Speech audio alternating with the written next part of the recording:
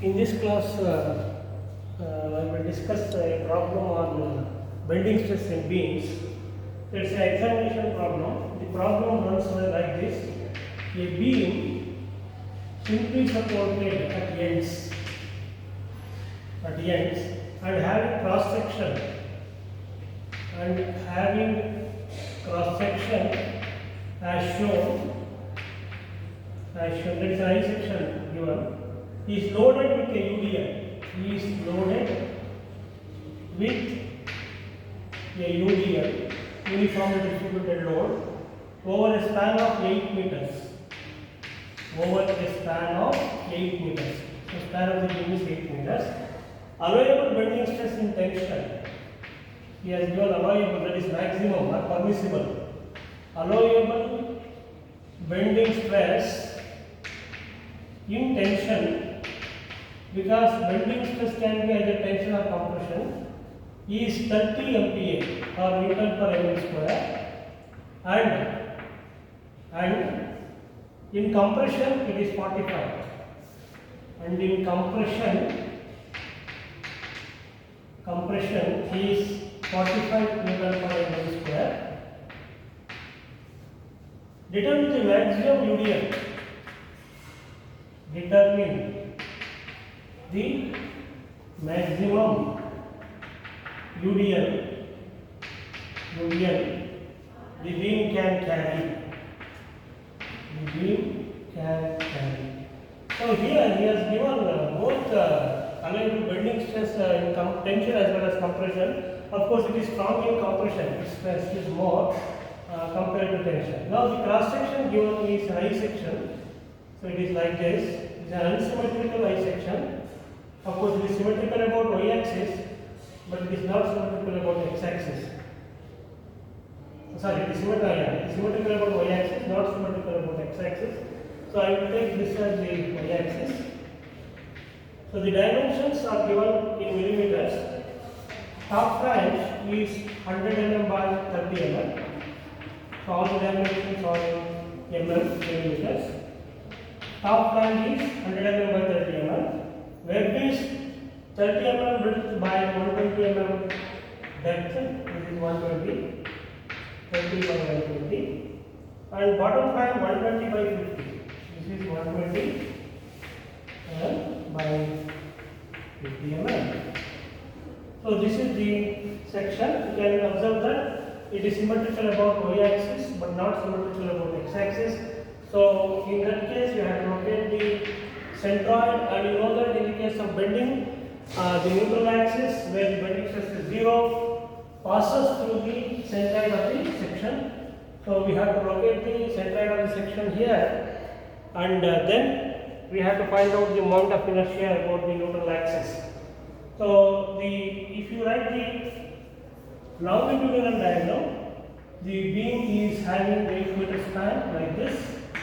He has given 8 meter span, L will take it as 8 meters. Suppose if this simply supported beam carries a UDL, I will take the UDL as W per unit length. So we have to compute this value of W now. He has, due to this UDL, the beam bends, and it will bend like this, and bending stress will be there at each and every section of this beam.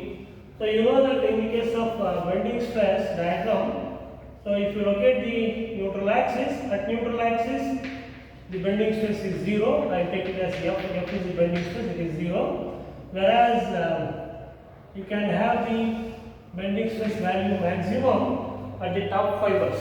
So since it is a simply supported beam, we know that in the case of simply supported beam, the fibers are the layers above neutral axis. Neutral axis means it, you know that it passes through the CG. Suppose if you locate the centroid of this I section, D is the center of the I section, you know that neutral axis passes through this. So at the neutral axis level here, the bending stress is 0, and the layers above the neutral axis will be developing compressive stress.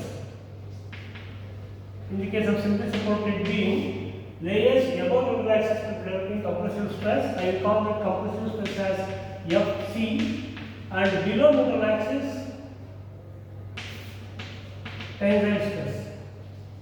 Layers will develop tensile stress, that is Ft. Of course, here in this problem, we are given Fc max value and Ft max value, allowable or permissible or maximum stress values. In compression, it is 45 Newton per mm square. That means the stress here, this is subject to compression. This is your Fc max. Above the neutral axis, it is subjected to compressive stress. This is how the bending stress diagram is shown. Because they are of opposite nature, arrows are written in the opposite directions. And he has given maximum tensile stress as 30. So the bottommost fiber will be subjected to 30. So this is the given values for the material of the beam. Now the question is, here this is restricted to Fc max is restricted to 45 MPa, whereas Ft max is restricted to 30 MPa. So first thing, we have to locate the centroid of the section through which the neutral axis passes. So I will just take this distance from the bottommost axis as y bar. Now we have to locate the centroid by finding y bar. So the side section is divided into three simple sections, rectangular sections, and you have to locate the centroid first. So all of you know how to locate the centroid of the section. So my main equation we are using here is the pure bending equation to solve this problem. So we are finding the load. What is the maximum load the beam can carry in this case? Pure bending equation says that it is m by n is equal to F by y, or it can be here F can be Fc max or it can be Ft max. So, and y becomes y max. So this y max may be either on the compression side or on the tension side. So here, in the case of this UDL on a simply supported beam, so this M becomes M max. You know that maximum bending moment occurs at the midspan here, C. C is the midspan, that is at 4 meters. The wider supports this AB is the beam, let us say. So this you know the formula WL square by A. For UDL, the maximum bending moment in the case of a simply supported beam is WL square by A, which occurs at the mid of this span. So this M here becomes M max, which is WL square by A. I is nothing but INA or IG. IGX you can say. So that is the moment of inertia of this I section about the neutral axis. That we have to find out after locating the centroid. So once you know this formula, here W is the unknown.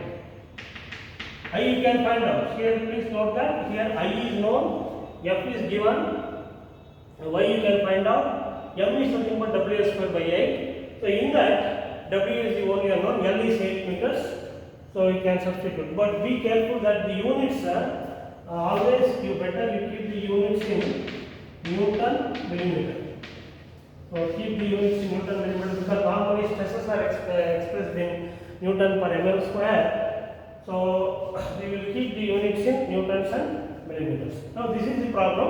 So but one thing is here, the important type of problem here, he has given both the values of bending tension stress and bending compression stress, we have to check for both the cases. So this equation we have to use for both bending compressive stress by taking F is equal to Fc max, and bending tension stress also we have to use by taking Ft max as that is 30 Newton per mm square. Now first thing we will locate the centroid. So to locate the centroid G of this I section. So that procedure you know, in mechanics we have learnt about it. So I am going to take this x-axis since this I section, given I section is symmetrical about y-axis, you need not find out x bar because the centroid lies on the y-axis because y-axis is the axis of symmetry, whereas we need to find this distance, vertical distance of the centroid from the bottommost reference axis. So which is nothing but y bar. So here y bar is given by, so you know that the formula is sigma ai yi by sigma ai. This is for centroid formula. Now there are three areas here. This is one area, this is second area, this is third area. So sigma ai yi means that is a1 into y1. A1 is this area. So I am going to split this isection into three simple rectangular sections. So A2 is this area and A3 is this area. Okay, so sigma ai yi means A1 y1 plus A2 y2 plus A3 y3. So A1 is here is 100 into 30. Now if I substitute the values, be careful here. So 100 into 30 into distance of the centroid of this area A1, I can take this as G1 from the x-axis. X-axis is reference. So here it is 15 plus 120, 170 and half of this 15. So 170 plus 15, 170 plus 15 is 185. So be careful about the simplification here. Plus A2 y2. A2 is this area, second area, 30 into 120, 30 into 120, that is left portion, multiplied by y2. Y2 is the distance of the CG of this left portion. So I will do somewhere here. I will take it as D2. From the same x-axis, the distance is 50 plus half of 120, that is 50 plus 60, 110. 110. Then plus the third value is area A3, which is the bottom flank portion, 120 multiplied by 50 area into distance of centroid of this area, which centroid is here D3, and the distance is half of 50, that is 25. So into 25. So this is the numerator. Sigma ai is this divided by sigma ai is the sum of the areas of all these three, which is nothing but 100 into 30 plus 30 into 120 plus 120 into 50. Yeah, this is the substitution. Now we have to simplify this, you get y bar. So let us try to simplify this. Let us see what is the numerator. 100 into 30 into 185 plus 30 into 120 into 110 plus 120 into 50 into 25. So the value is 110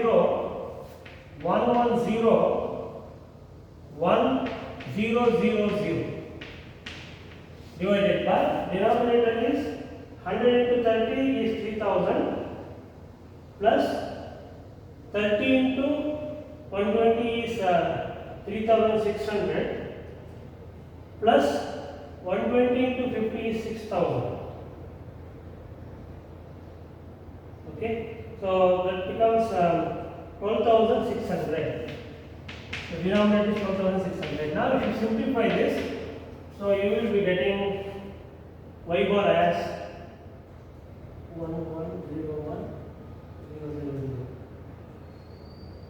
87.4 or 38. You can take 4. 87.4 mm. So this is the distance of the centroid of this I section from this bottommost edge. This is taken as x-axis. This distance we have got 87.4. Once you got this distance, now this we can find out.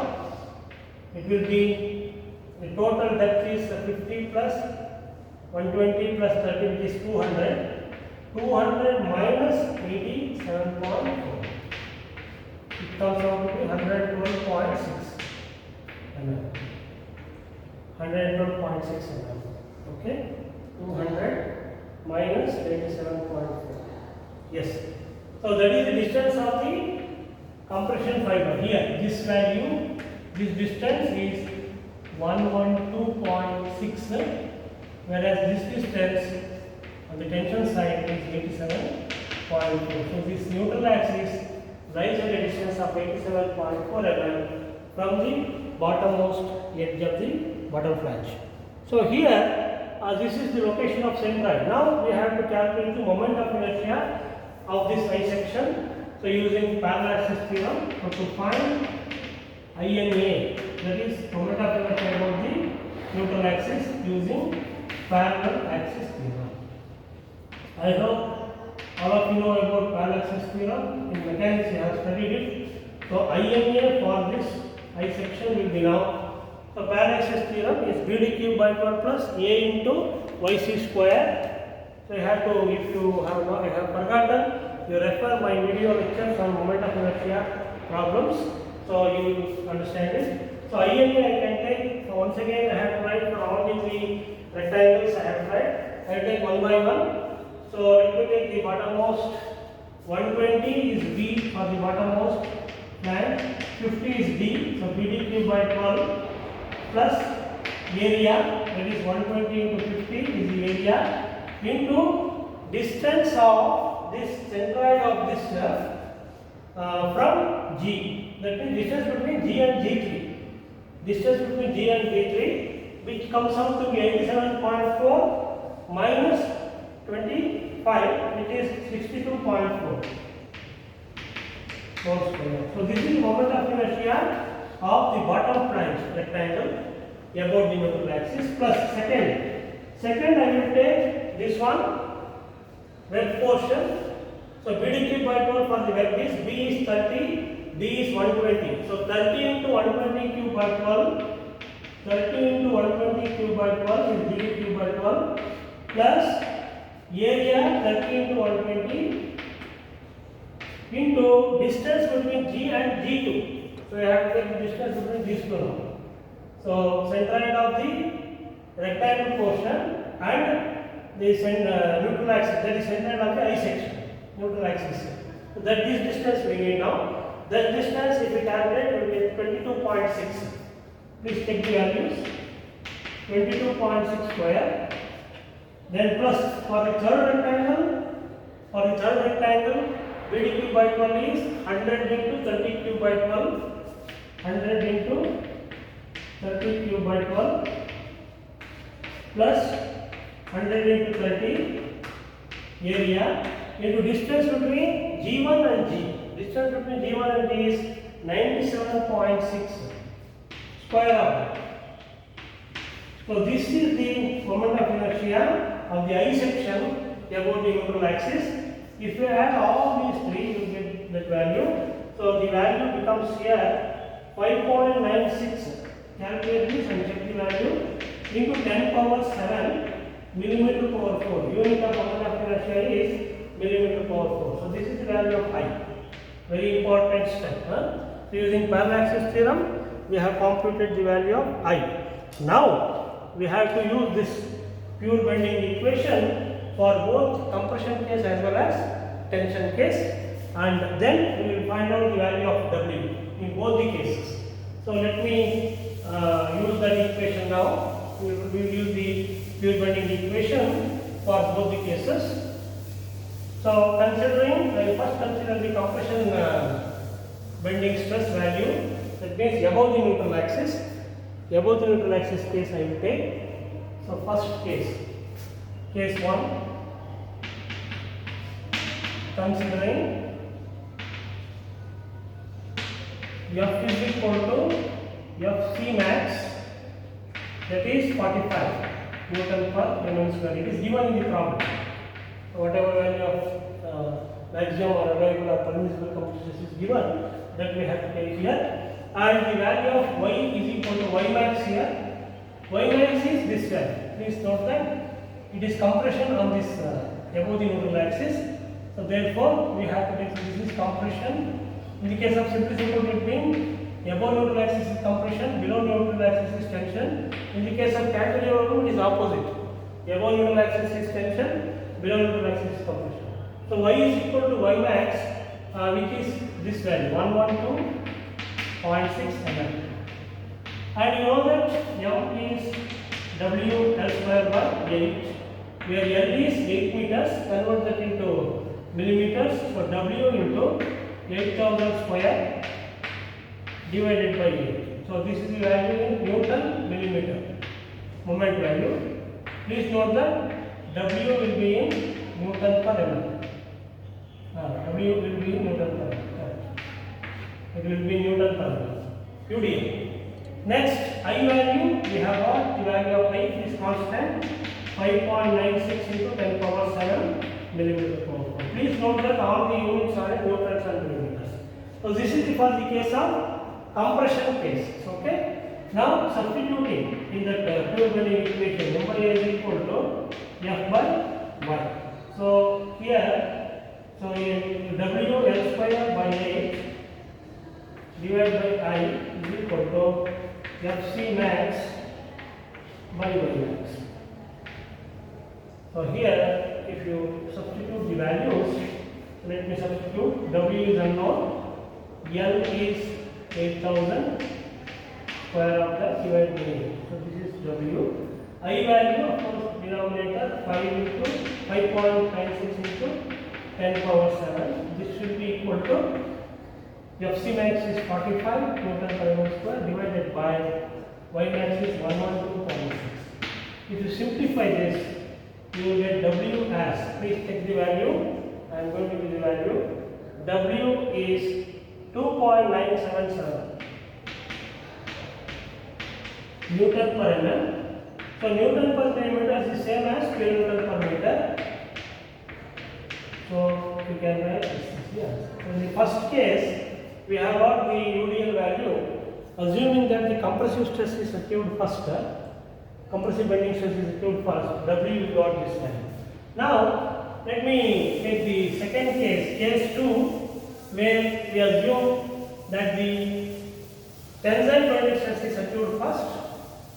So, in that case, same equation, M by I is equal to F by Y. Only thing is we have to replace that F by F T max and Y by Y max is different. In this case, Y max we have to take, the tension side is 87.4. So case 2, I will take it as case 2, considering F is equal to Ft max. Ft max, which is 30 Newton per mm square. So Y becomes Y max. Of course, in this case, Y max is the tension side 87.4 mm. Then M is same, I is also same. So if I use the equation, M by I is equal to F by Y. So it becomes W into 8000 square by 8 into 5.96 into 10 power 7. This should be equal to, here it will change, F is 30 divided by Y is 87.4. If you simplify this one, you will get W as 2.56 Newton per mm. 2.56 Newton per mm or 2.56 kilonewton per meter. So we have got two values of W. In the first case we got 2.977. In the second case we got 2.56. Among these two we have to consider the lowest value. So consider the lower value of W as maximum UDL. Why we have to take the lower? Because if you consider the higher one, this condition will fail.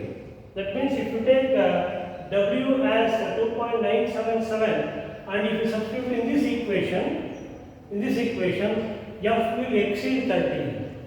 It becomes actually 34.92. So that is why we have to consider the lowest value. So therefore, UDL, maximum UDL answer is 2.56 kN per meter. The beam can carry safely a UDL of 2.56 kN per meter over a span of 8 meters for these values of stresses and for this cross section.